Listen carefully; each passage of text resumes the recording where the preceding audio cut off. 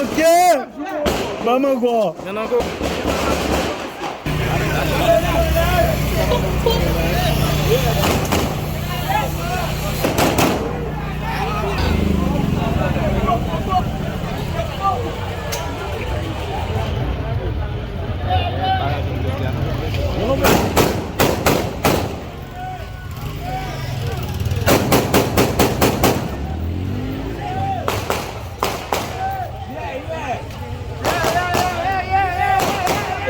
Autant.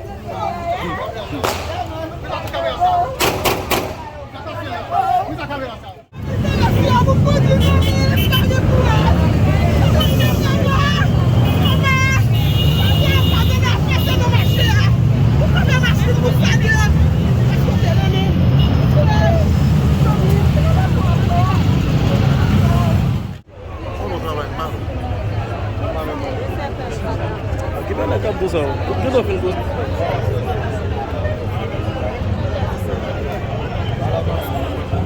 Chekali.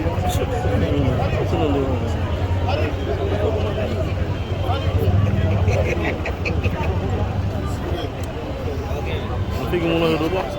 Bel de chef.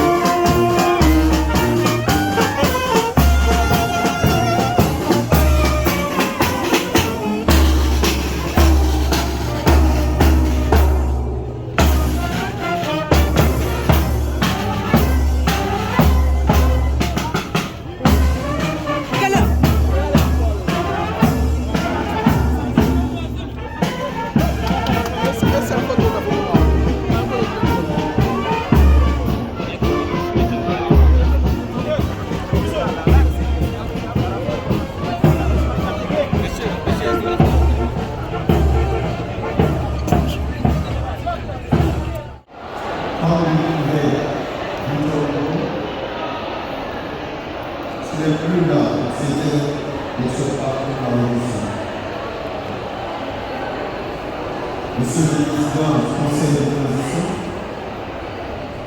Monsieur le commandant-chef des forces armées d'Haïti, ainsi que les membres du état-major des forces armées d'Haïti, le père Sénégal, Monsieur et Madame Brazil Lila, père et mère de ces nationales lâchement assassinés, parents et amis pleurés par la perte de deux soldats, à savoir Brésil, Église et Lila, Brazil et Russie, vaillants militaires des forces armées d'Haïti et bonjour.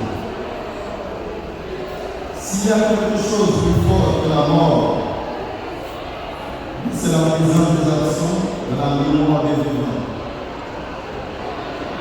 Émile Elena Brazil, né le 19 novembre 1997, et Edison Brazil, né le 26 mai à Delma, plus précisément à Delma, là où ils sont largement assassinés par des barbares et des cannibales.